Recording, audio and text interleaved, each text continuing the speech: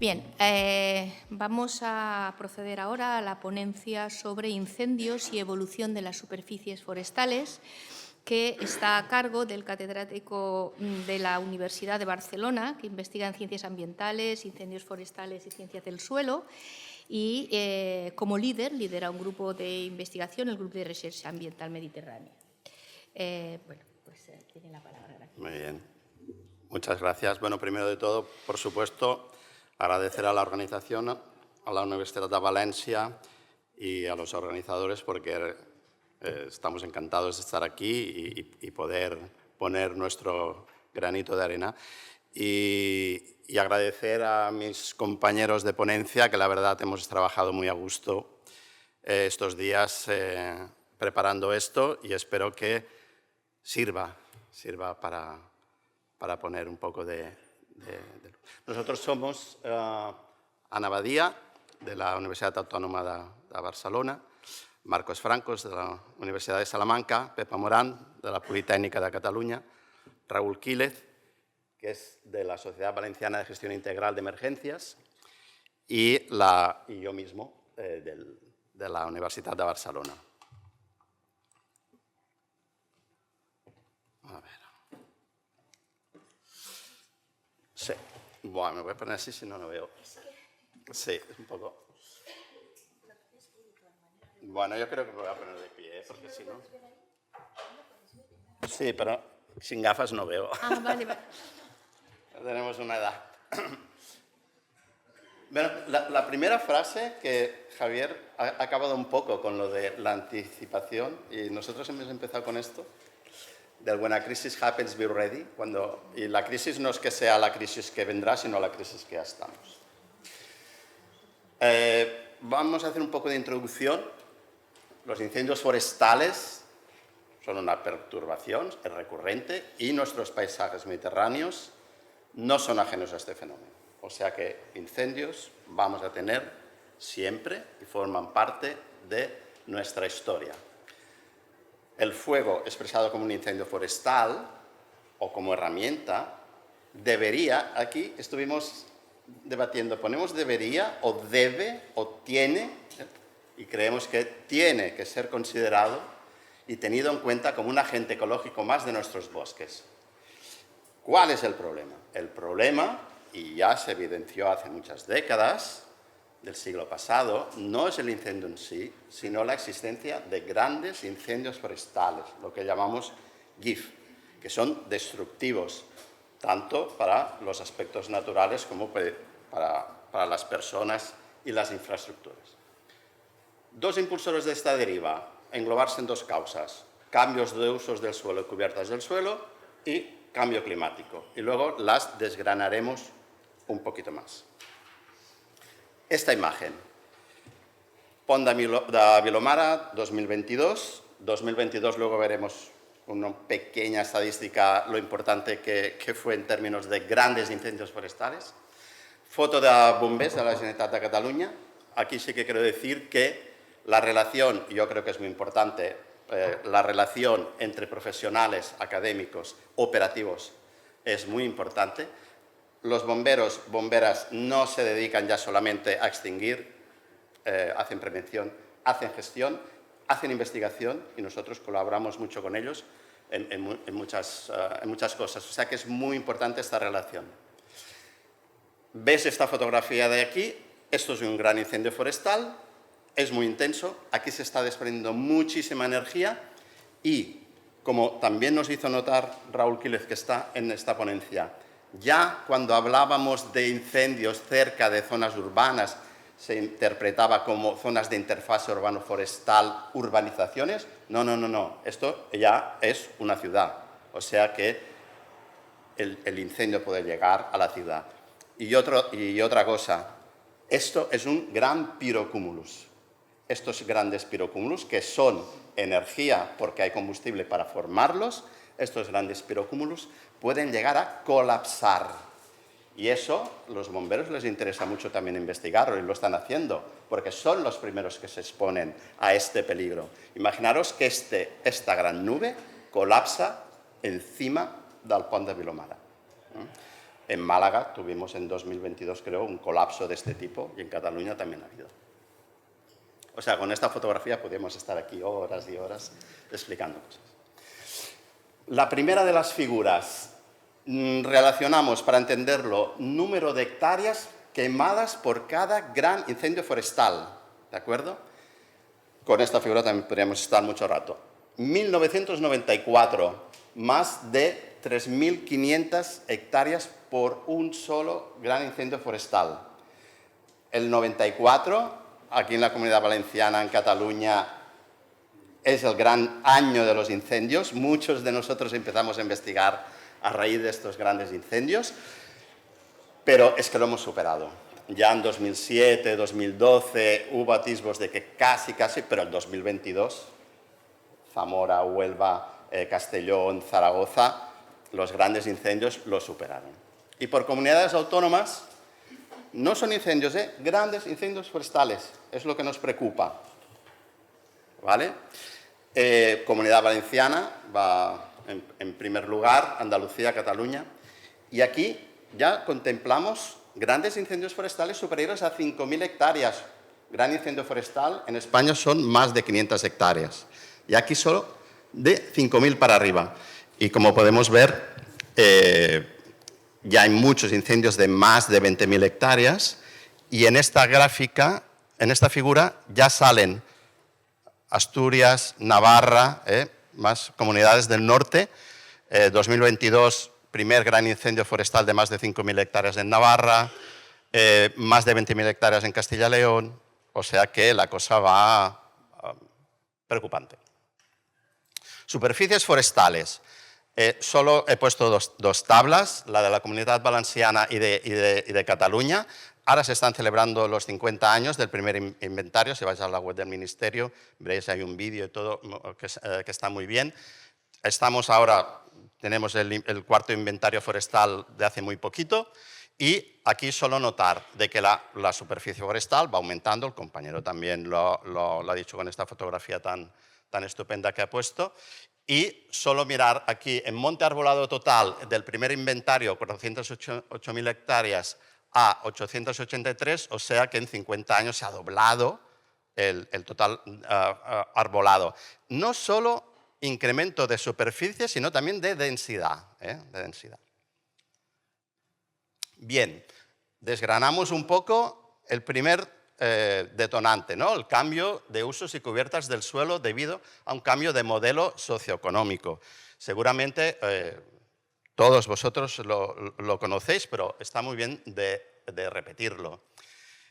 Ya hay evidencias que desde la primera mitad del siglo XX, y hay bibliografía que dice ya en el siglo XIX empezaron a haber cambios que ahora los estamos notando las causas.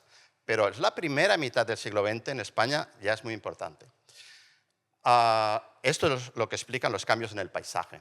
No todos los cambios de esta lista se dieron al mismo tiempo. Algunos están perdurando, por supuesto, ahora mismo, ¿de acuerdo? Y hay de nuevos. Hay algunos que son más modernos de cambios que otros. Abandono de prácticas agrícolas, silvícolas y ganaderas, lo que ocasiona más continuidad vegetal y homogeneización. Falta de gestión forestal, sobre todo en bosques ya incendiados y de regeneración natural masiva de nuevos individuos en plantaciones homogéneas. Hemos puesto luego una fotografía para evidenciar esto. Sustitución de especies, introducción de especies invasoras, desarrollo urbanístico, interfaz urbano-forestal sin planificación y cambio, esto también es muy importante, ya se ha dicho, cambio de la relación de los habitantes con el bosque. Este dibujo de Andrés Marín, que está al Museu d'Etnologia de València, es la relación que había anteriormente con el bosque, y evidentemente la gente iba al bosque pues, a hacer carbón, leña, productos del bosque, o sea, no es la misma relación que tenemos ahora, ¿de acuerdo? Que no es mala esta relación, o sea, ir a pasear, hacer excursiones, ir a buscar setas, seguramente en una propiedad privada que no sabemos, pero la mayoría de propiedades son privadas y vamos a buscar setas de espárragos a casa de otro, y es así. Y evidentemente ha cambiado mucho la relación. Quizás, ojalá, no todo el mundo que fuera al monte pues fuera lo igual, y como se ve en esta imagen, pues tan sensible, ¿no? Ahora vamos a poner 3 ejemplos de 3 incendios: Massanet de la Selva, Toràs, aquí está mal escrito, perdón, falta una S, y Xàbia. 3 tipos de incendios que tienen sus peculiaridades. Comparamos la ortofoto del 56 con la de 2005 y esto sería un típico incendio de cambio de usos de suelo en la costa, ¿de acuerdo? Este incendio de Xàbia del año 2000. La mancha rosa es todo el incendio y la comparación aquí... ¡Ay, merda! ¡Ay, perdón! Uf, pensaba que era el puntero. Oh. Bueno, se ve el cambio bastante brutal. Sí, però no... Ara sí, aquí, perdó. Este es el incendio de Massanet de la Selva del 2003. Aquí hay una gran zona urbanizada. Este incendio fue considerado como el primer gran incendio de interfase urbano-forestal en Cataluña. Aquí se tuvieron que desalojar 15.000 personas. Y evidentemente salió en la prensa no por ser un gran incendio en extensión, sino porque se tuvieron que desalojar 15.000 personas, evidentemente. Y el tercero, que es muy reciente, el de 2022, de Toràs i Begís, así que está bien escrito, creo, la comparación de la ortofoto 56 de 2021, toda la ortofoto del 2021 estaría de color rosa quemado y sería un ejemplo también de abandono rural en una zona ya más de interior, no en la costa. Aquí este gráfico también de un lugar muy de Barcelona, la Sierra de Collserola, y aquí evolución desde el 46 hasta el 2020 y cómo los cultivos, los prados y los matorrales han ido cambiando a favor del bosque. Y como hemos dicho antes, no solo de la cantidad de extensión de bosque, sino de su densidad, ¿de acuerdo? Este es el ejemplo que os quería mostrar. Aquí hemos trabajado nosotros, en la tesis de Marcos. Los incendios que hubo en los 80-90, si no se gestionaron, sobre todo pino blanco, que era el pino que se utilizaba para repoblación, Pinus alepensis, pues salió de manera muy explosiva. Claro, ahora tenemos que estos incendios del 86 y estos en el 2015, y claro, estos pinos pues igual pueden tener 30 años, pero están enfermos, muertos, no tienen la cantidad de agua y de nutrientes, hay una competencia brutal y esto es lo que se debería gestionar. De hecho, tengo que decir que ese trozo de bosque ya se gestionó por parte de la Diputación de Barcelona. Cambio climático. Bueno, ya se ha dicho todo. Aumento de temperaturas más extremas, más probabilidad de tormentas eléctricas, que creo que también es un dato muy importante relacionado con incendios, reducción de días de lluvia y días de nieve, precipitaciones torrenciales, aumento de los periodos de sequía y su duración, evento de vientos más intensos y también hemos incluido aquí la sustitución de especies, introducción de especies invasoras debido a este cambio. Esto porque nos parece muy demostrativo los últimos 200 años cómo ha ido cambiando la media de temperaturas a nivel global. Bien, consecuentemente estos cambios inciden en una aceleración o aumento del cambio de régimen de incendios. Régimen de incendios es la extensión, ya lo hemos visto, más grandes, pero son más grandes porque tienen más intensidad, más potencia de energía, la recurrencia, más frecuentes, y luego la estacionalidad. Los equipos de extinción nos dicen que ya están preparados todo el año. Ya no es una cuestión de estar preparados solo en junio, julio, agosto, septiembre. ¿Qué conlleva esto? Sumándoles a las causas socioeconómicas y modelos de urbanización, más estrés hídrico, vegetación más vulnerable, mortalidad de la vegetación a consecuencia de entrada de enfermedades y plagas, adaptación de nuevas especies e inadaptación de otras, sustitución de especies, colonización de pisos altitudinales, con esta relación de la temperatura y la altitud, y más riesgo de ignición y de desarrollo de grandes incendios forestales. Además, nuestros equipos de extinción son muy profesionales y tienen la premisa, la sociedad lo pide, de que todo incendio sea extinguido. Y eso es lo que se llama la paradoja de la extinción. Cuando más buenos seamos apagando incendios, más probable es que si uno se escapa, este sea devastador. Estos cambios han llevado por parte de los equipos de extinción, que son los que más se exponen, a una capacidad que se sobrepasa, a una situación que sobrepasa esta capacidad de extinción. Y esto lo hemos visto ahora con los incendios de Los Ángeles, se veía claramente. Estaban sobrepasados. Vamos a por las recomendaciones. En un escenario de cambio global y teniendo el conocimiento científico del que disponemos, se proponen las siguientes recomendaciones, que algunas de ellas se pueden implementar a corto plazo y otras tendrán un carácter más extendido en el tiempo. Esta es el paraguas en la que nosotros creemos que están todas las recomendaciones. Incluir el riesgo de incendio en la planificación territorial. Veréis que todas van hacia aquí. Para reducir el riesgo es fundamental que la planificación territorial incorpore criterios de gestión de la vulnerabilidad, la exposición y sensibilidad, que reduzcan la afectación a personas, bienes y valores naturales. Ya se ha dicho en la primera ponencia. Esto implica no solo evaluar la peligrosidad del fuego en determinadas zonas, sino también promover una cultura del riesgo que fomente la prevención y la resiliencia socioecológica. Más concretamente, hablando de incendios, la cultura del fuego-riesgo. Es fundamental para poder actuar sobre la vulnerabilidad y de esta forma es posible influir en la capacidad de las personas para prever, afrontar, resistir y recuperarse del impacto, en este caso, de los incendios forestales. Esto permite introducir las siguientes recomendaciones. La primera, caracterización de la vulnerabilidad ante los incendios, cartografía temática, del potencial de riesgo, de urbanizaciones, de valores socio y ecológicos, combustibilidad, grado de exposición, adaptabilidad y resiliencia. Cartografía realizada multidisciplinariamente, de acceso libre y regulación vinculada. O sea, que las administraciones, evidentemente, se la hagan suya. Esto es un ejemplo de una situación donde se ha hecho en el Parque Natural de Collserola, por nuestra compañera Pepa, un ejemplo de este tipo, una cartografía con todas estas variables y teniendo estas variables sabremos a la población que más tenemos que incidir, porque sabremos la gente que vive en este mapa.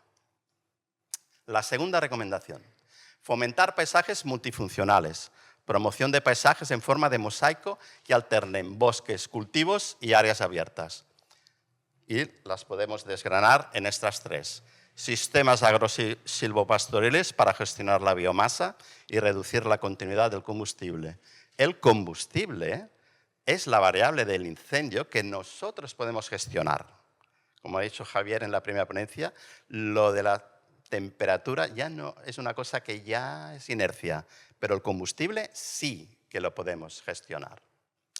Quemas prescritas, por ejemplo. Y está esta famosa frase del good fires, bad fires. No todo el fuego es malo. Gestión del riesgo como una oportunidad para el desarrollo rural, bioeconomía local, kilómetro cero. Luego pondremos un ejemplo. O sea, se puede.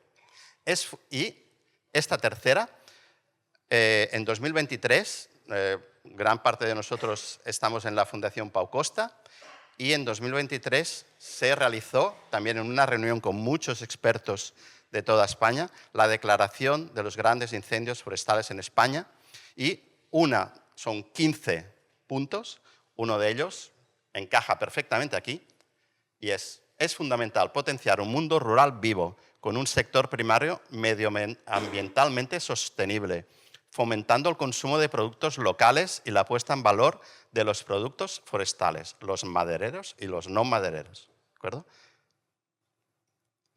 Esto sería un ejemplo de mosaico. O sea, intercalar unidades diferentes para no tener continuidades, ya no tan solo de forestal, sino de densidades. Y esto es una cosa real, también una imagen ofrecida por Bombers. Esto es el incendio de la Torre de l'Espanyol en 2019 y según Bombers no avanzó más gracias a este mosaico. Este incendio hubiese podido llegar a Pradas y entonces ya hubiese sido de otra dimensión. O sea que esto funciona. La tercera recomendación, diseño de infraestructuras resilientes y uso de soluciones basadas en la naturaleza, que también has comentado tú, para reducir el potencial de propagación de incendios en áreas habitadas y facilitar una respuesta rápida en la extinción. Zonas estratégicas de gestión para reducir la vulnerabilidad, paisajes multifuncionales, como la propuesta anterior, y fomentar espacios test. Integrar la infraestructura verde para fomentar zonas colectivas, espacio público frente a la individualidad, sobre todo en zonas de urbanizaciones, donde la interacción entre los habitantes es poca, se tendría que promover más. Y equipamientos destinados a la autoprotección, o sea, aumentar la habitabilidad de estos lugares. Porque como se ha dicho anteriormente también, es que en el caso de la Dana en Valencia no podemos desmantelar lo que ya está hecho. Tenemos que adaptarlo. Es así. La pirojardinería, cogido desde un buen punto de vista. Selección de especies resistentes al fuego, distribución estratégica de la vegetación y también de los elementos de extinción. Y limitar el uso de elementos inflamables de las propias viviendas y su alrededor. O sea, a veces hay más combustible en la vivienda y en el jardín que alrededor de la vivienda. Y hay muchos ejemplos que quema más la casa que no el bosque. Por ejemplo, esto sería, también de nuestra colega Pepa Morán, de un ejemplo de esto. Tener diferentes unidades dentro de una zona urbana que rompe estas continuidades. ¿De acuerdo? La cuarta, desarrollar legislación que fomente la integración del riesgo de incendios en la planificación territorial. Una normativa urbanística específica basada en la cartografía de la vulnerabilidad, que hemos hablado, que obliguen a considerar el riesgo de incendios antes de autorizar nuevas construcciones. Vale, lo que ya tenemos, pero vamos a ser un poco prudentes en lo nuevo que se puede llegar a construir. En áreas rurales o de interfaz urbano-forestal, para evitar la expansión descontrolada en zonas vulnerables y promover un desarrollo territorial sostenible. O sea, diseñar políticas urbanísticas que limiten construcciones en zonas de riesgo. Vamos a limitarlo. Instrumentos que permitan el mantenimiento de zonas rurales, dos ejemplos, banco de tierras o cesiones de uso, y facilitar el cambio de uso del suelo en zonas estratégicas de prevención de incendios y de fomento de la actividad rural. Vamos a ser un poco permisivos en cambio de uso del suelo para mejorarlo, ¿de acuerdo? O sea, que sea todo un poquito más fácil, siempre con un plan técnico de gestión. Por ejemplo, el proyecto Ramats de Foc, que ha llevado más de 10 años elaborándose, y este proyecto es un poco cesión de tierras, porque los pastores, muchos de ellos, algunos no, pero muchos de ellos neopastores, no tienen su tierra donde van a pastar, sino que les tienen que dejar la tierra para ir a pastar. Incluso en algunos lugares es muy exitoso. Y se tienen que hacer concursos, a ver quién es el pastor o pastora que va a pastar, ¿de acuerdo? Producto de calidad, kilómetro cero, y los pastores lo que nos dicen a nosotros es: nosotros no queremos vivir de subvenciones, nosotros queremos vivir de nuestro trabajo. Esta ganadería extensiva enfrente de la intensiva lo que hace es gestionar también el monte, ¿de acuerdo? Y ellos, los pastores, te dicen: si tú quieres gestionar el bosque y pides que te hagan una quema prescrita, Eso vale dinero. Es dinero público, pero es tiempo de los bomberos que utilizan para esto. Si tú desbrozas y le pides a una empresa que te venga a desbrozar, vas a pagar para que te desbrocen. Pues si yo paso mi rebaño, es lógico también, estoy haciendo un servicio ecosistémico, también debería cobrar por eso. Aparte de que yo viva vendiendo mi leche, mi queso y mi carne de mi ganado, ¿vale? Creación de políticas integradas, desarrollar políticas públicas que integren la gestión forestal, la planificación del territorio y la adaptación al cambio climático, fomentar la coordinación entre administraciones locales, regionales y nacionales. Ya sabemos que esto en términos políticos es complicado, porque a veces el color del partido pues, es difícil, pero se debe conseguir. Corresponsabilizar a la población, sensibilizar sobre su autoprotección con la ayuda de los gestores administradores. Ya se ha comentado esto también, o sea, la gente tiene que saber dónde vive, ¿de acuerdo? Y darles herramientas de autoprotección. Simplificar la complejidad administrativa excesiva, burocratización. Y yo creo que los que somos universitarios también lo agradeceremos mucho. Menos burocratización. Y la última, educación y participación comunitaria. Esto también se ha comentado. Nos alegramos mucho que coincidamos. Quiero decir que vamos todos bastante a la una. Involucrar a las comunidades locales en la planificación territorial, incorporando su conocimiento sobre los riesgos y las estrategias tradicionales de manejo del territorio. Promover programas educativos sobre la prevención de incendios.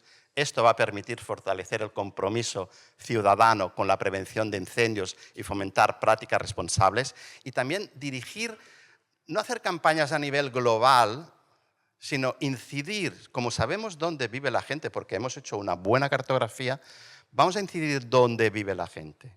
Exactamente allí, incidir más, porque si no a veces el mensaje se pierde. ¿Vale? Y promover la cultura del riesgo, cambio cultural en la sociedad. Percepción, sensibilización de la población sobre el riesgo de vivir en una zona de interfase. Importancia del uso del fuego, quemas prescritas y quemas controladas. El fuego no es malo. Los grandes incendios forestales sí que lo son. Es un ejemplo de la compañera Ana Badía. Estaban haciendo, son suyas las fotos, estaban haciendo gestión forestal, creemos que de una forma bien, y un vecino puso: estáis desertificándolo todo. O sea, claro, eso es lo que nosotros tenemos que explicar.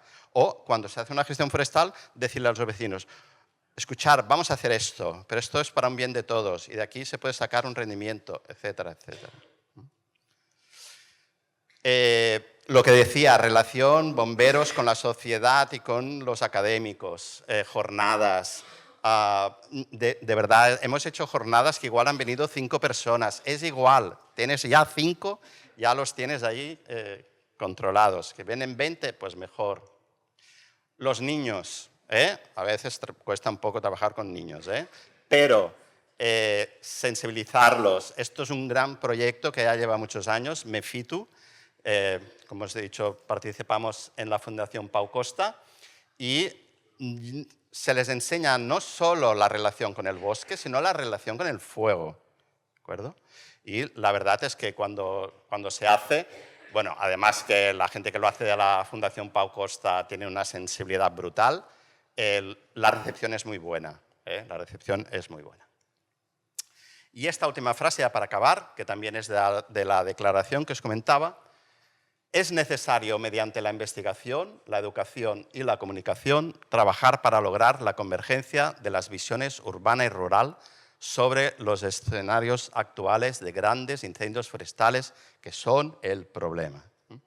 Debe hacerse hincapié en que el fuego es un elemento natural y cultural que ha moldeado nuestro paisaje y en la existencia de un riesgo inevitable, a pesar de que se implementen medidas en el territorio. Y muchísimas gracias.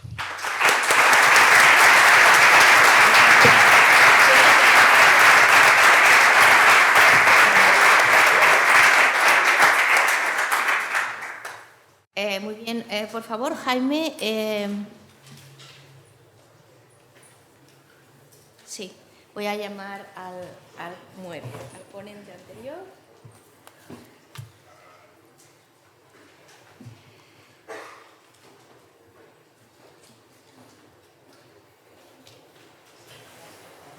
Muchas gracias a los dos y a vuestros equipos colaboradores. Han sido dos ponencias magníficas y muy esclarecedoras.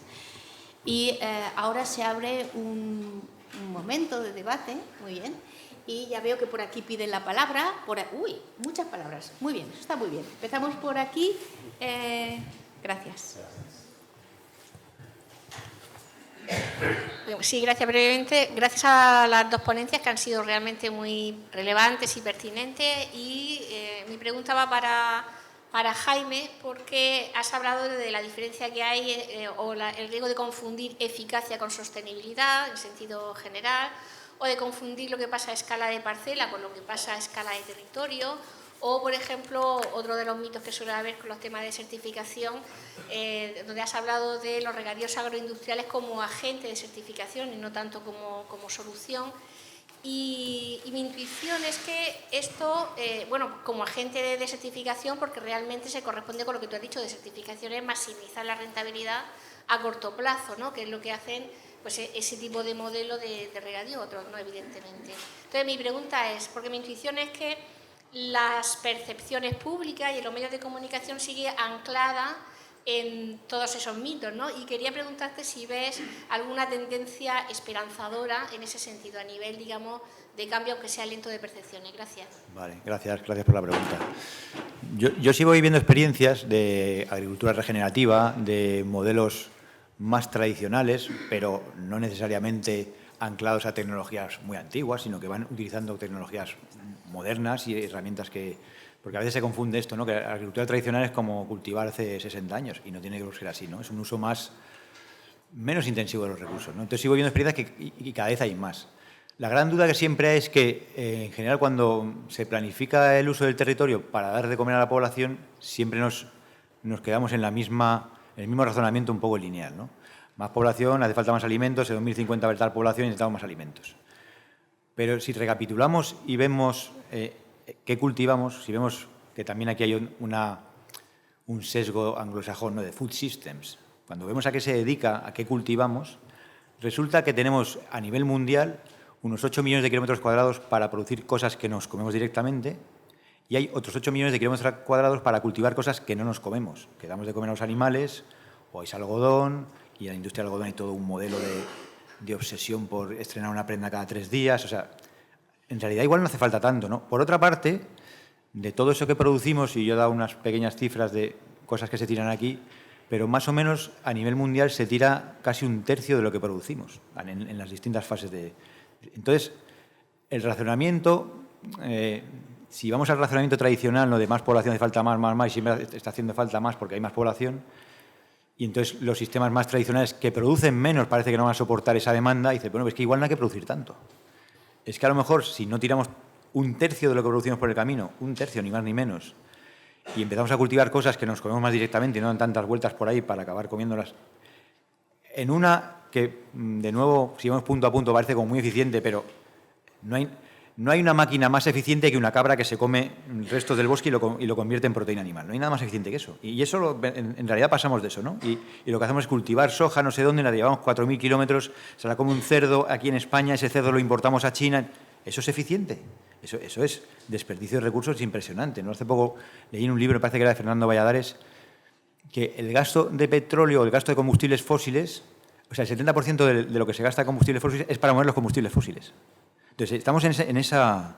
Entonces, en el modelo alimentario parece un poco igual. Entonces, estas experiencias que parece que son menos intensivas produciendo alimentos, más adecuadas a los ciclos naturales, yo sí creo que hay una esperanza ahí en el sentido de ir recuperando esa forma más sensata de producir, ¿no? Porque a lo mejor no tenemos que producir tanto, ni de forma tan inmediata. A lo mejor esto puede funcionar también. Nosotros somos un país orográficamente muy diverso, climáticamente muy diverso, y eso se traduce en que tenemos mucha diversidad de producción y formas de producir, ¿no? Entonces, igual, como decía, afrontar la desertificación es un cóctel de medidas que en unos sitios puede funcionar y en otros no. Si llevas esta idea a países más del norte de Europa, donde hay periodos del año que no tienen nada de luz, igual sí están más condenados a depender de importar alimentos, de un modelo distinto, ¿no?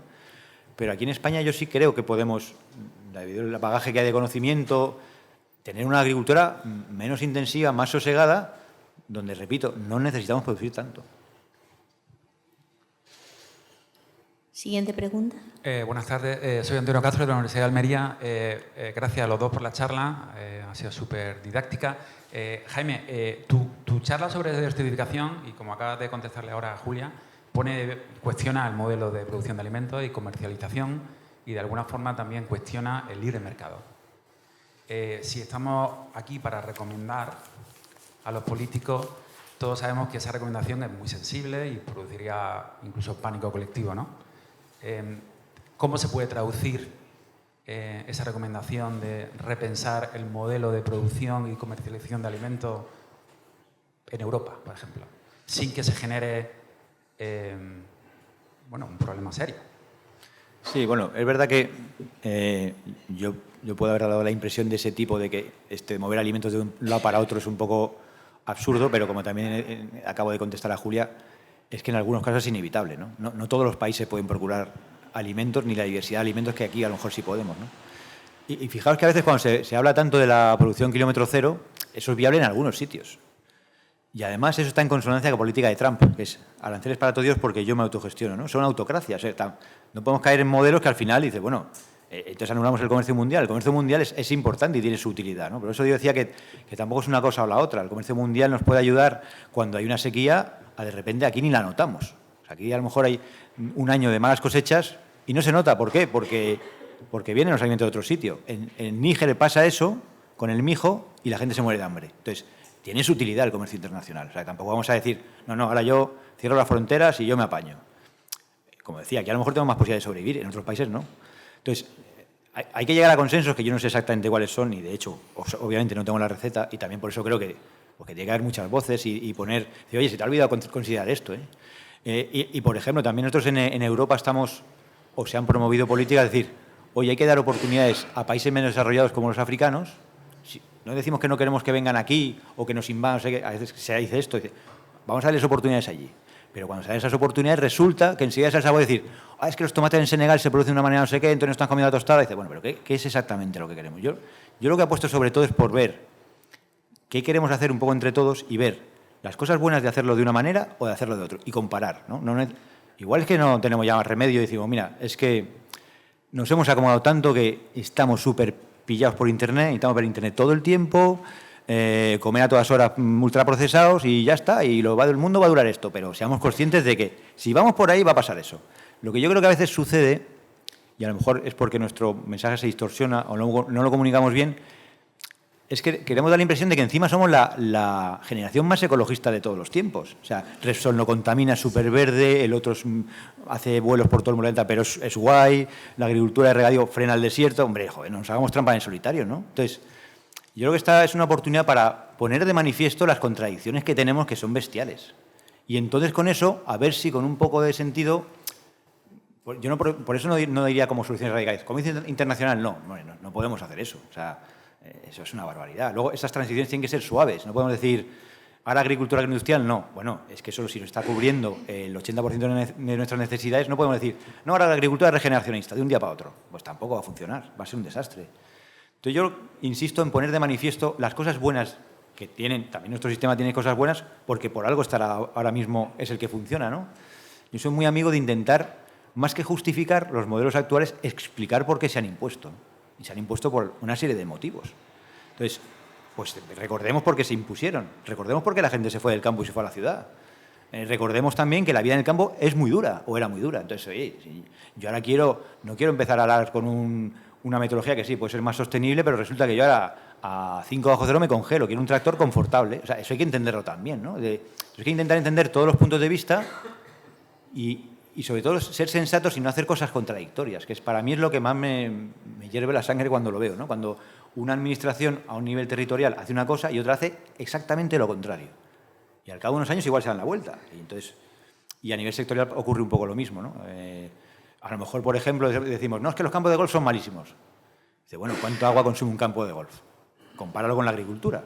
No quiero decir con esto que no, es que te gustan los campos de golf. No, pero vamos a verlo, ¿no? Con detalle. A lo mejor lo malo del campo de golf no es tanto el agua que utiliza, que es ridícula frente a lo que dice la agricultura, sino que eso implica un modelo de desarrollo territorial que es un desastre. Y dice, bueno, pues entonces igual el que defiende los campos de golf que diga, oye, sí, los campos de golf consumen poca agua, pero es que mira lo que lleva detrás. Una urbanización de 500 personas a primera línea de playa que te destroza esto.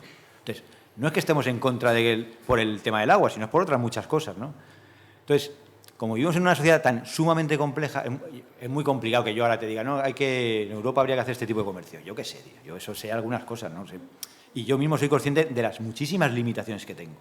Porque cuando eres multidisciplinar, sabes que de cada cosa sabes un poquillo y a lo mejor en un ámbito más general dices, joder, ¿cuánto sabe? Pero te vas al especialista y dices, no tiene ni idea. O sea, entonces, me parece importante tocar todos los temas, pero luego tienes que reforzarte y tener rigor con toda la gente, ¿no? Estoy haciendo respuestas largas para que me preguntéis poco. Gracias. No, aquí que pregunten todo lo que tengan que preguntar. Siguiente. Hola, buenos días. Óscar Saladier, de la Universidad Rovira i Virgili. Sumarme también a las felicitaciones a los dos ponentes por sus fantásticas conferencias y a los equipos que han participado en cada una de estas ponencias. Mi pregunta y una reflexión va por Xavier, el tema de los incendios, y es que has mencionado el tema del mosaico agroforestal como manera de parar, ¿no? Como contrafuego, ¿no? Para parar los incendios, el avance como mínimo, y para eso es necesario que los agricultores puedan vivir de lo que cosechan, y si no es posible, pues si queremos preservar el paisaje, que cobren para gestionar el paisaje. Pero mi pregunta es en relación a, por si quieres explicarlo, el tema de, frente a estos grandes incendios forestales, los denominados incendios de sexta generación, el riesgo de los focos secundarios generados por estos incendios que puede hacer que superen estos cortafuegos naturales que pueden ser las zonas agrícolas. Y la reflexión es que has mencionado el tema de que la sociedad exigimos que los bomberos apaguen el incendio. Esto está cambiando. Seguramente que en otras zonas de España también, en Cataluña seguro. Y voy a poner el ejemplo del 2015 de la Torre del Espanyol, porque los bomberos, a vez de decir, gracias a estos campos se ha parado, no sé si recuerda la primera noche o la segunda del incendio, el responsable en esa noche del incendio se reunió con el alcalde de Flix y le dijo, mira, podemos hacer dos cosas. O actuamos aquí y tu municipio igual lo salvamos de quema, los bosques, pero es una probabilidad baja. Si fallamos, perdemos igual 15.000 hectáreas. Con lo cual, podemos perder 2.000 hectáreas tuyas o arriesgarnos y perder 15.000. Y recuerdo al alcalde salir por la televisión explicando que, bueno, le ven convencido y explícale a sus ciudadanos que van a perder 2.000 hectáreas por un bien mayor. Y esto puede ser útil para incendios forestales, pero para muchos de los temas que estamos tratando hoy y mañana, creo que es importante decir a las autoridades que igual será, en algunos casos, por un bien mayor tendremos que sacrificar o perder algunas cosas. Sí. No, totalmente de acuerdo, Óscar, con las dos cosas que ha dicho. A ver, cuando explicar cosas tan complejas en media hora no es fácil tampoco, pero cuando decimos que tienen que actuar es que si hay un incendio tienen que actuar. Otra cosa es en el momento del incendio las decisiones que toman. Y muchas veces pasa esto. Muchas veces la sociedad no es consciente de que dicen, no, aquí vamos a dejar quemar hasta que llegue a este punto, porque, a ver, yo no soy bombero, pero me lo han contado muchas veces, vamos a llegar a este punto que aquí sí que podemos actuar, pero ya están, es una decisión en el momento del incendio y hacer cortafuegos, hacer quemas para quemar, para que cuando llegue el incendio, baja intensidad y pueden actuar. O sea que, y está muy bien que el alcalde, en este caso de Flix, pues estuviera de acuerdo, y son estrategias, o sea, son estrategias que se toman en ese momento de la extinción, o sea, totalmente de acuerdo. Pero quiero decir que si hay un incendio, los bomberos tienen que ir. Eso es así, lo que queríamos decir. Y lo primero que has dicho es muy importante. Evidentemente, un gran incendio forestal, un pirocúmulus, puede tirar pavesas a kilómetros y kilómetros y pasarse el mosaico. Pero no es hacer mosaico solo, o sea, son un montón de medidas. Por eso hemos dicho que en lo que podemos incidir es en el combustible. O sea, nosotros ahora, por ejemplo, estamos haciendo estudios de cantidad de biomasa y cantidad de energía, o sea, potencial de incendio. bomberos lo que hacen son cálculos de potencial de incendio. Si bajan este potencial de incendio, las pavesas no serán tan lejos tampoco, porque el potencial no será tan grande. O sea, es todo complementario, ¿eh? O sea que creemos, porque nos lo han dicho ellos, que Mosaico funciona, pero el gran enemigo es lo que dices tú, un gran pirocúmulus que te cambia la atmósfera, o sea, tiene su propia atmósfera, incluso Marc Castelnau, que es el jefe del GRAF, lo personifica, o sea, el incendio como un ser que toma sus propias iniciativas, ¿no? Y el gran peligro es para ellos y para la sociedad, es tener estos incendios que desprenden tanta energía. Son cosas complementarias. Gracias. Siguiente. Sí. Manuel Franco, soy médico epidemiólogo en el Basque Center for Climate Change Research, que está allí en Leioa, arriba de la montaña. Muchísimas gracias por la organización y a los ponentes. 2 preguntillas, una para cada uno. Jaime, en el plan de planes, que me ha parecido fantástico que mencionabas, echaba de menos la salud. Habíais hablado ahí de alimentación, pero la alimentación, bueno, los sistemas alimentarios no son solo alimentación, también tienen otras patas y creo que el tema de la salud, bueno, cada vez estamos más metidos en el mundo de los sistemas, en entender los sistemas alimentarios y ahí en el BC3 tenemos mucho interés. Entonces te quería preguntar si lo habéis planteado, si entraba o no entraba. Y para Xavier, bueno, no soy un especialista en fuegos ni nada por el estilo, pero sí me ha encantado ver antes tu camiseta, que tenías una camiseta del US, imagino, Geography Service. No, eso es un regalo del USGS. Claro. De nosotros, los académicos, tenemos la gran suerte de hacer movilidad y de que te inviten a estancias. Y es el USGS de Boulder, de Colorado. Claro, y ahí decía Science for Changing the World. Sí. Y me gustaría escuchar tu reflexión, porque ahora mismo los que están changing the world en el gobierno más poderoso del mundo son absolutamente negacionistas del cambio climático y negacionistas de la ciencia. Y esto es muy importante en ciencia, porque mis compañeros, yo soy profesor en Johns Hopkins, mis compañeros ya no pueden pedir un grant donde diga cambio climático, donde diga desigualdad o donde diga diversidad. Es decir, ahora mismo el USGS no organizaría esta conferencia. El USGS no podría organizar una conferencia que se llame Cambio Climático y Territorio.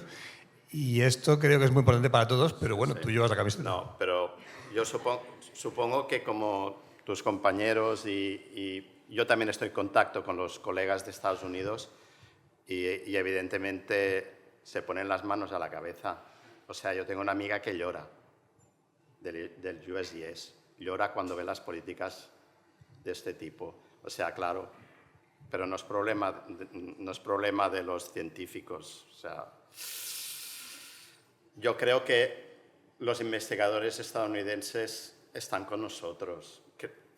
Vamos, no sé. Una cosa es la política esta y la otra es la investigación. Y lástima que no vayamos a la una y que no nos hagan caso, ¿no? Bueno, sí.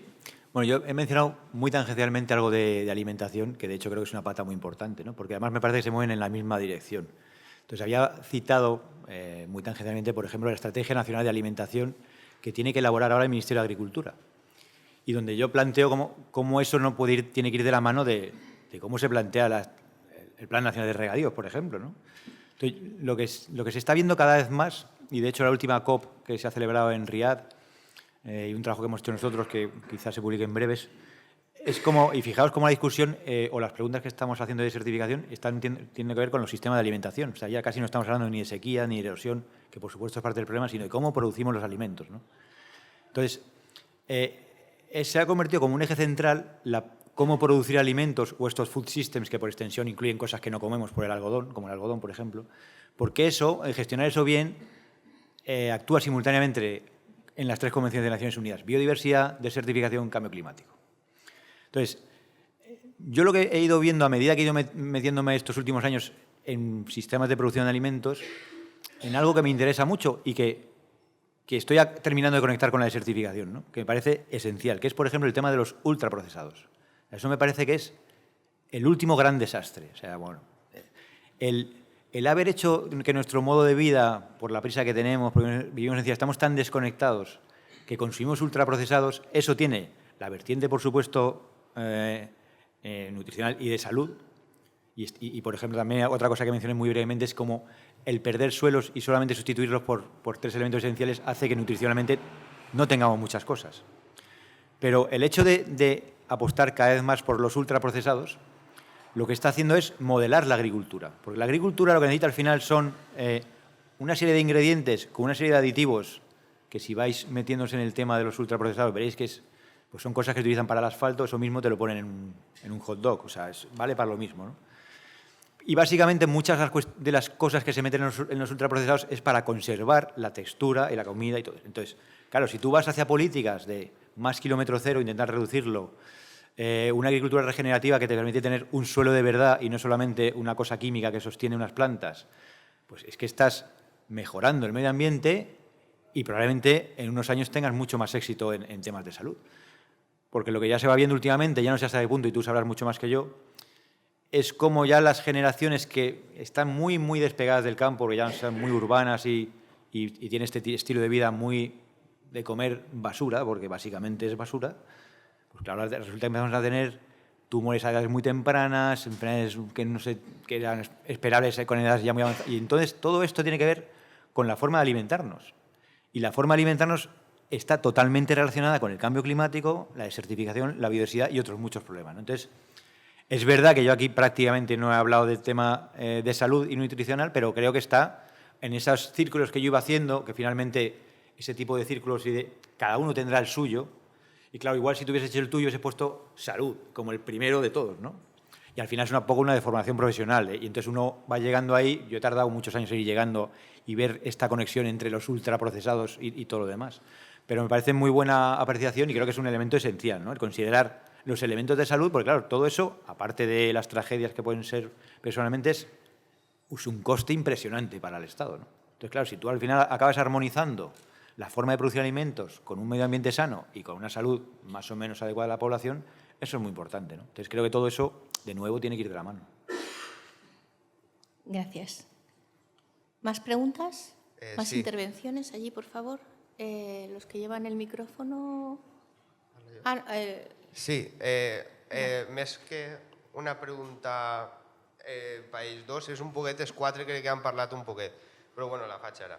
Que abans ja s'ha parlat un poquet sobre el model de consum i de més, i fins i tot ara s'ha estat parlant un poquet sobre el com o sobre la transició, i fins i tot ha eixit el nom de Fernando Valladares. Aleshores, la meva pregunta és per què no se parla directament sobre decreixement?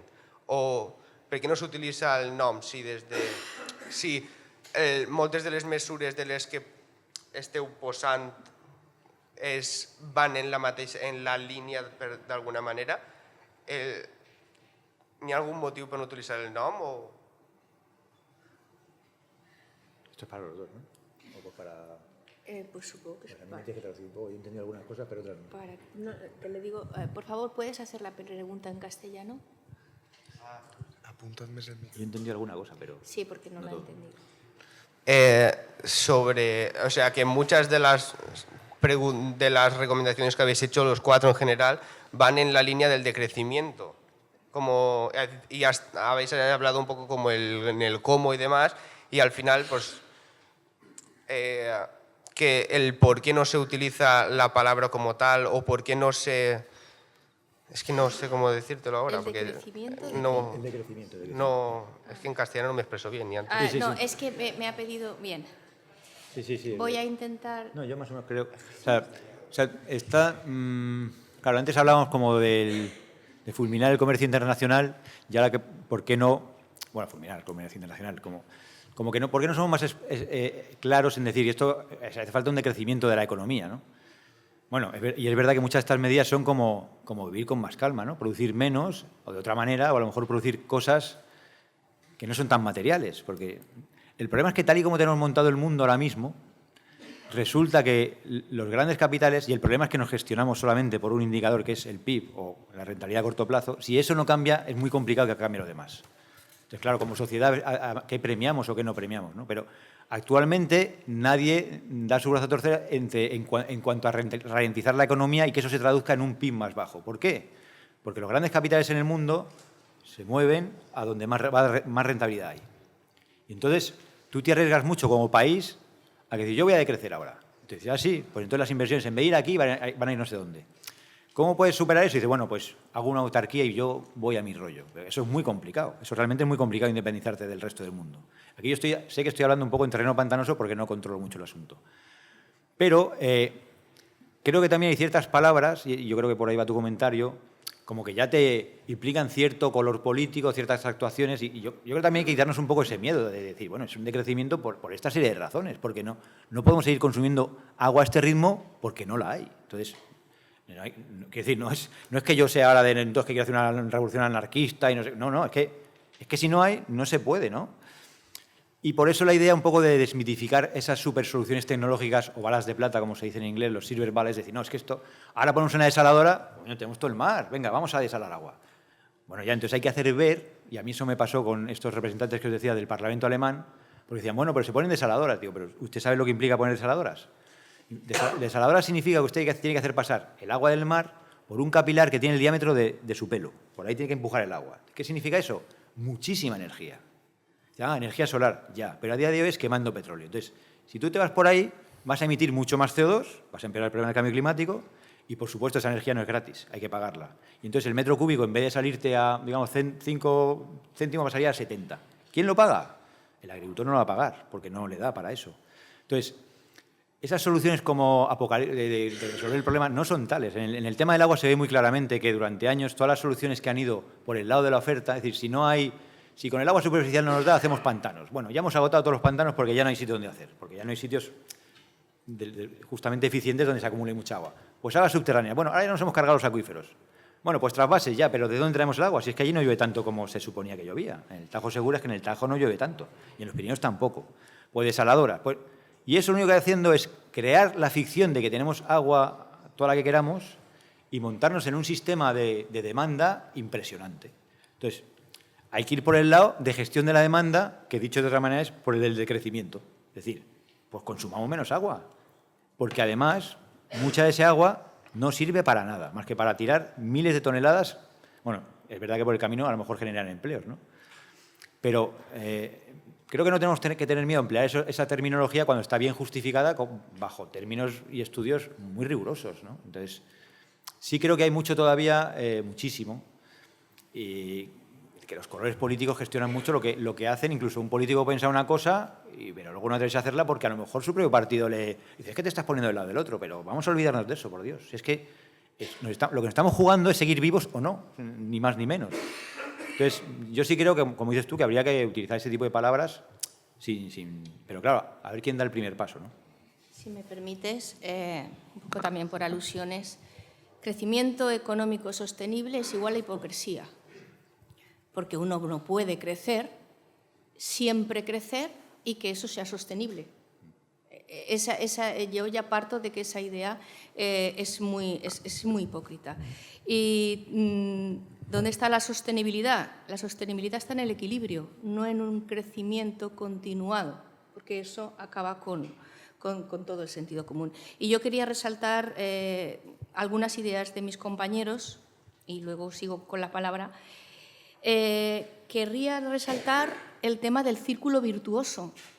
Estamos aquí intentando cambiar el círculo vicioso por un círculo virtuoso y por algún sitio habría que romper la dinámica.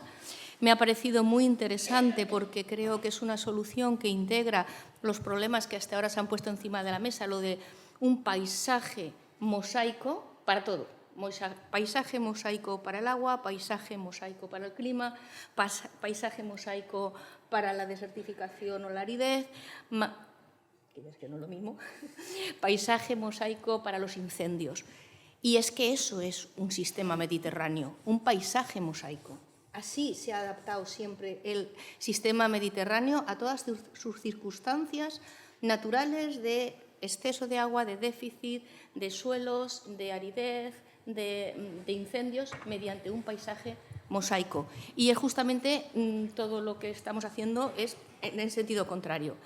Y además, otra palabra que también me ha parecido muy interesante es la planificación territorial, o sea, arbitrar normativa, que a lo mejor hay que empezar el círculo vicioso por ahí, arbitrar normativa. Si no se entiende, pues de alguna manera se obliga. Aquí no se puede construir porque es un problema, y si no se entiende, pues toda una participación ciudadana y toda una labor de educación, pero empecemos previniendo e impidiendo que aquí se construya porque no se puede construir, o que aquí se practique una política que no se debe de practicar. Y también otra palabra que también me ha interesado mucho, que creo que a todos, que es a nivel local.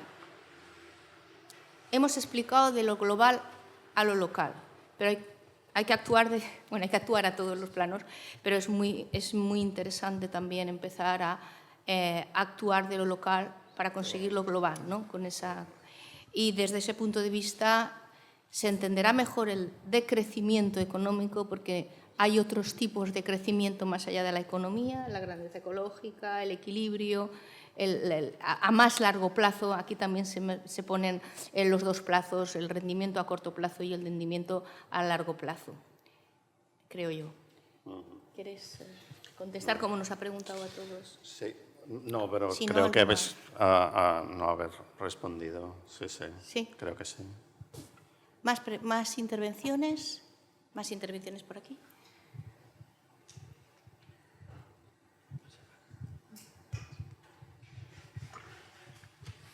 Bueno, en primer lugar, por supuesto, felicitar a ambos ponentes. Han sido muy interesantes las ponencias, muy didácticas también. Y mi pregunta iba un poquito en la línea de lo que acaba de comentar también ahora la profesora Camarasa sobre la cartografía de riesgos. Ya sabemos, obviamente, que la cartografía de inundación, si se hace, además es vinculante, todo planeamiento, toda ordenación del territorio tiene un mapa de inundación. Pero me llama la atención que esto no sea extrapolable a la erosión de suelos, a los incendios o incluso a los deslizamientos de laderas. En el caso de la provincia de Málaga, hace algunos años se hacían estudios de estos 4 riesgos para todo el municipio. Cuando se hacía un planeamiento municipal había que hacer estos 4 mapas. Eso dejó de hacerse. Claro, y creo que eso es muy importante porque a fin de cuentas el objetivo fundamental es que todas estas ideas que están saliendo aquí entre el día de hoy y el día de mañana, que pasen a normativa, que no se quede simplemente en ideas desde el punto de vista científico, sino que tengan una regulación normativa. En el ejemplo de Málaga, como ya digo, se dejó de hacer esta cartografía, pero quería saber desde la experiencia de ambos ponentes y de los grupos que representáis, si hay otras comunidades autónomas, otros municipios, otras diputaciones, donde sí exista cartografía de erosión de suelos o cartografía de incendios y, sobre todo, que es lo importante, que sea vinculante. Bueno, a ver, yo igual si me equivoco, no soy muy preciso, mis compañeros igual pueden aclararte. De hecho, tienes uno sentado al lado que sabe mucho de erosión. Pero sí hay un mapa de estados erosivos en España donde a base de modelos se predice cuál puede ser la erosión, ¿no? Y esos modelos consideran, por ejemplo, el uso del suelo, la pendiente, el régimen de precipitaciones que hay. Entonces, ese mapa existe a nivel nacional. Y lo que ha existido hasta hace poco, y bueno, sigue colgado en la página del Ministerio, me parece, es un mapa del riesgo de desertificación. Pero ese mapa ha sido criticado por la comunidad científica. Nosotros, de hecho, no nos lo creemos mucho. Y bueno, hasta tal punto fue criticado que en 2018, cuando sale el Atlas Mundial de la Desertificación, que claro, uno acoge con entusiasmo, digamos, a esos temas, y empieza a ojearlo, ve que no hay ningún mapa de desertificación en el Atlas Mundial de Desertificación. Y si ya vas con más cuidado leyendo, en los primeros párrafos te dice que no se pueden hacer mapas de desertificación ni de riesgo de desertificación, porque es un problema muy complejo donde intervienen demasiados factores, ¿no? Entonces, de hecho, ese mapa de riesgo de desertificación que se hizo para España sigue una metodología Medalus que, claro, no tiene rigor científico ni estadístico, ¿no? Porque, por ejemplo, lo que dice es que si ese mapa de estados erosivos, si en un píxel la erosión está entre 10 y 25 toneladas por hectárea, le doy 2 puntos. Si está entre 25 y 40, me estoy inventando un poco los umbrales, no me acuerdo, le doy 3 puntos. Y dice, bueno, ¿y por qué le das 1 punto y 3 y no 1,5 y 20? O sea, ¿eso a qué responde, no? Entonces, eso es un poco el problema de la desertificación, que cuando quieres ir agregando procesos distintos, te sucede que estás sumando peras con manzanas y te da una castaña. O sea, no funciona eso. Entonces, nosotros hace un tiempo estamos trabajando en tener un mapa con una metodología alternativa, que no sabemos si nos estrellaríamos o no, pero sí existe la posibilidad de anunciar, más que cartográficamente, según los usos del suelo que hay a nivel regional o comarcal, si esa tendencia puede derivar en procesos de degradación de distinto tipo, ¿no? Y eso es una cosa que se ha denominado la convergencia de evidencias, que es algo también relativamente reciente. Se vendió como una novedad en el año 2018, pero en realidad eso se hizo en España en el año 1998, con otro nombre. Y eso derivó en los paisajes de desertificación que están en el Programa de Acción Nacional contra la Desertificación.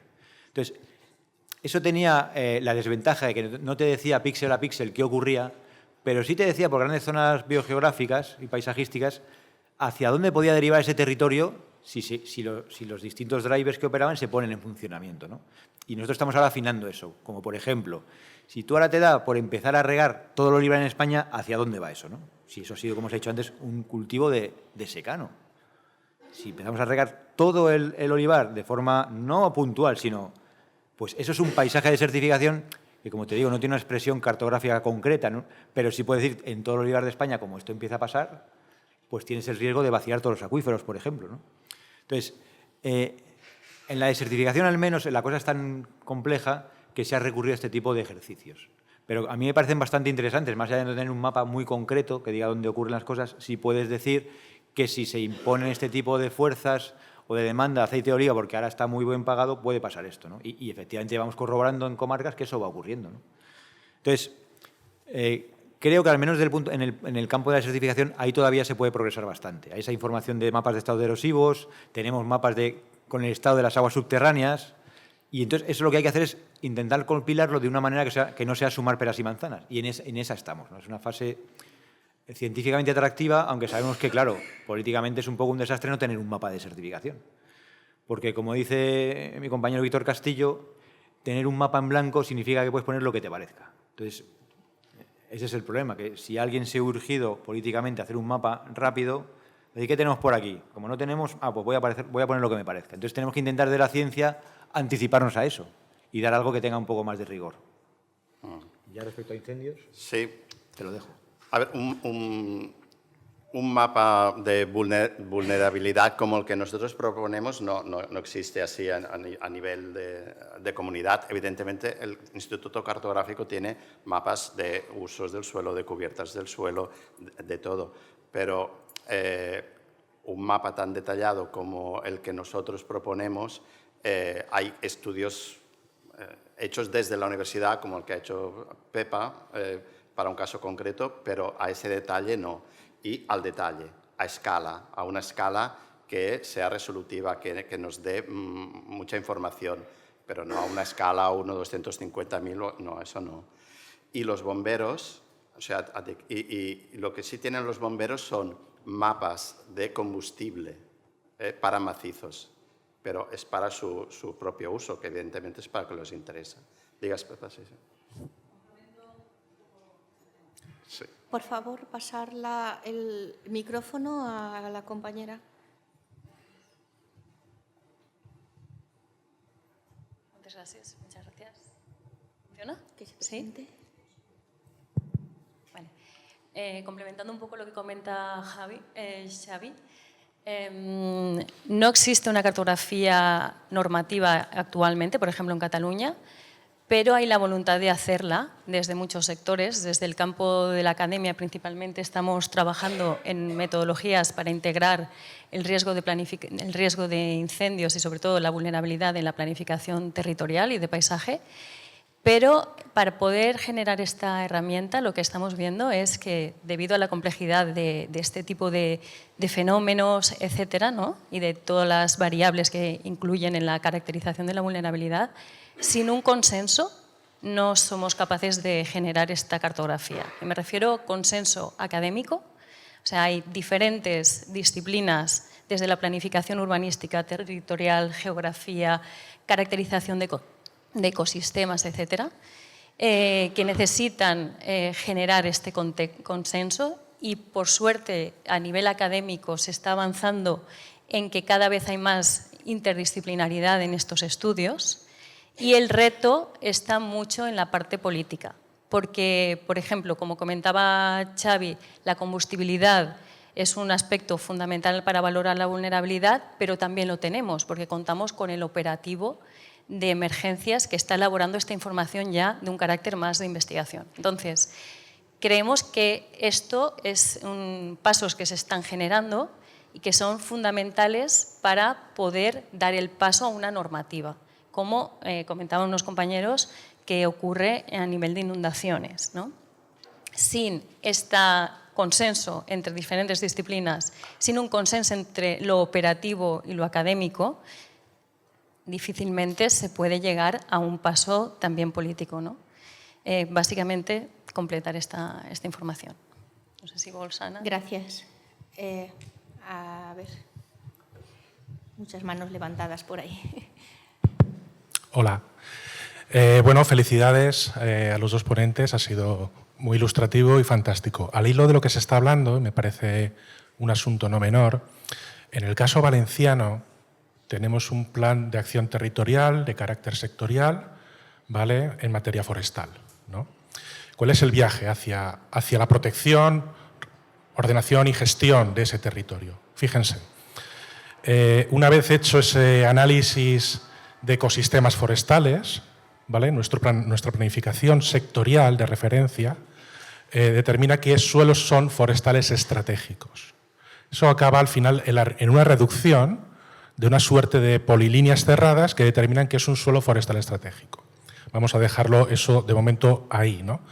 Después, la legislación de la Comunidad Valenciana, la estrategia territorial, dice que esos suelos forestales estratégicos, ¿vale?, tendrían que ser parte conformante de las infraestructuras verdes.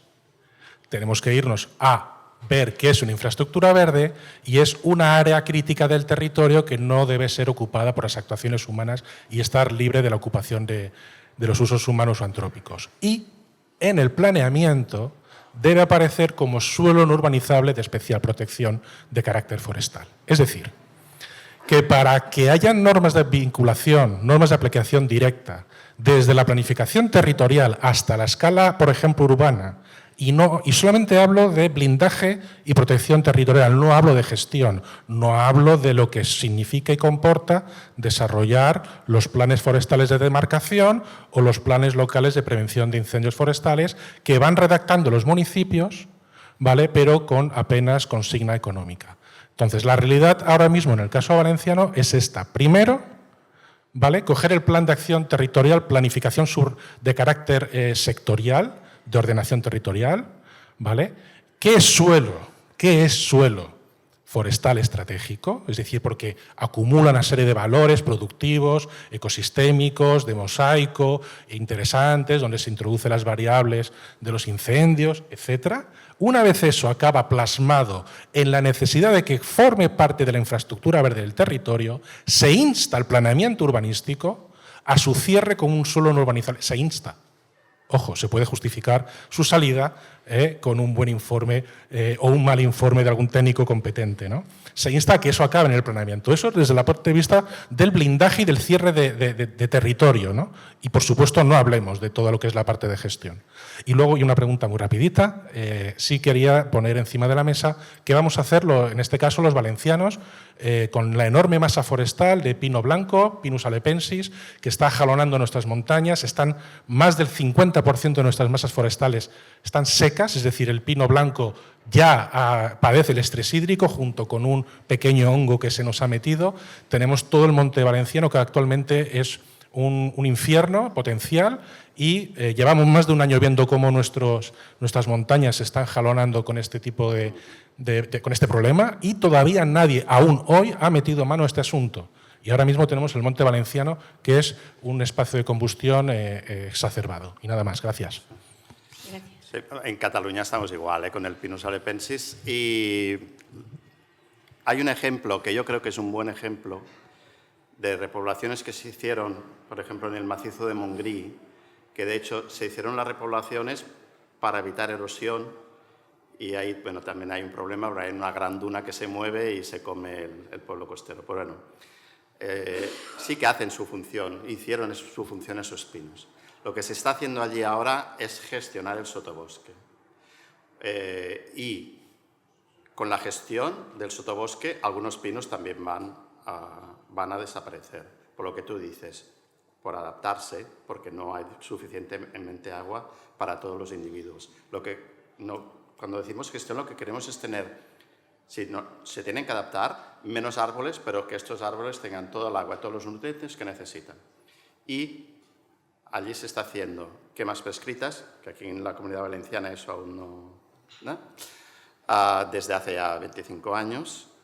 Creo que ahora ya están muy aceptadas, no hay tanta polémica como en el inicio, para quitar todo bosque y algún pino también.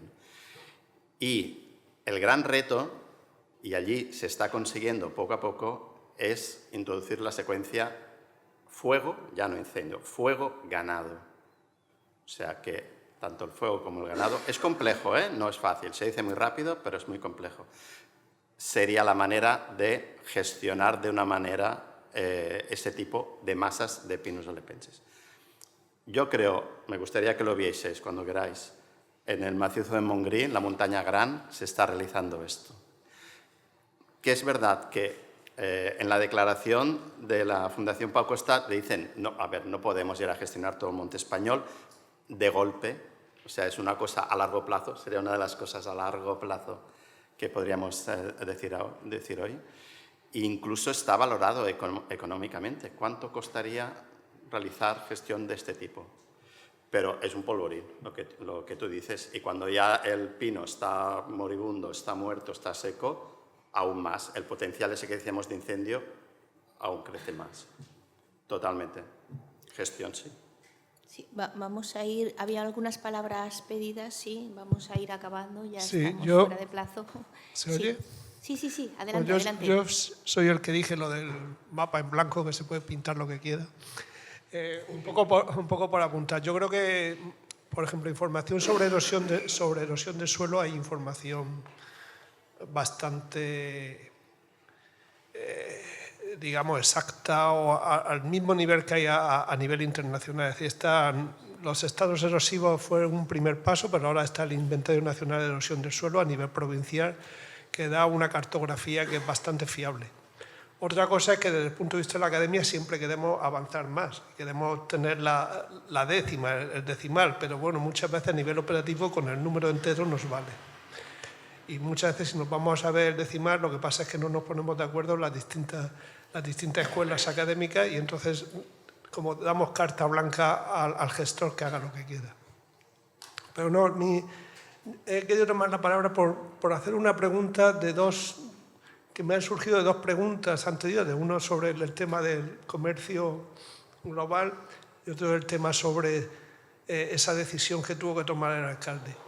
Y es que yo creo que desde el punto de vista de la academia a veces damos unos mensajes que no ponemos a la sociedad enfrente de lo que son las decisiones. Da la sensación de que esto no es un juego de suma cero, y sí es un juego de suma cero.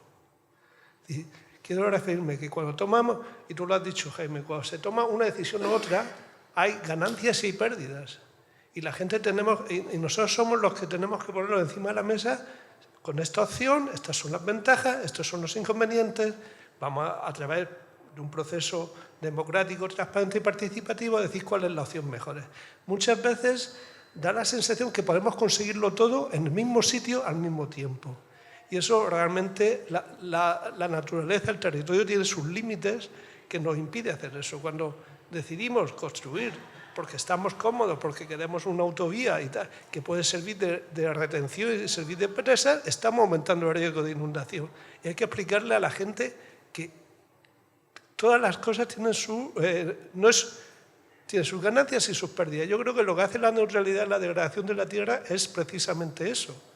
Es una de las grandes ventajas e inconvenientes de trabajar en desertificación, que tiene un aspecto de tratado o enfoque medioambiental, pero también de desarrollo.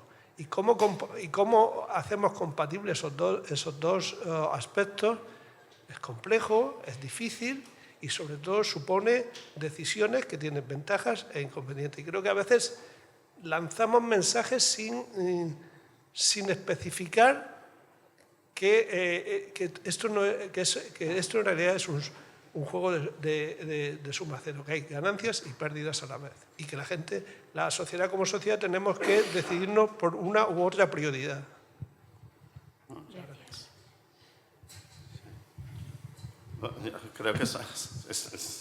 Yo creo que estamos de acuerdo todos, pero Sí. yo creo que la solución sería explicarlo muy bien. Oye, vamos a hacer esto. Siempre que haces algo tiene algún efecto y no siempre gusta. Explicarlo bien, porque si no parece que siempre las decisiones se tomen para fastidiar. No, explicarlo a nivel local, si es una decisión local, y a otra escala si es otra decisión. Comunicación. Sí, vamos a cerrar ya la sesión de esta mañana porque ya nos hemos pasado y luego por la tarde vamos a seguir. De todas maneras, se puede seguir ahora en la comida y tal. Decir, eso sí, que los ponentes y los componentes de las ponencias, no solo los ponentes, pues ahora se servirá aquí una comida rápida arriba, en el segundo piso, entiendo cómo ha sido el desayuno, porque bueno, el desayuno no, el almuerzo, porque a las 4 vamos a volver con las ponencias de la tarde y va a ser un poquito largo. Entonces, animaros a que la discusión siga de manera un poco más informal y con objeto de no empezar ya con retraso por la tarde, ¿de acuerdo? A las 4 os esperamos aquí. Gracias a todos. Gracias. Muy bien.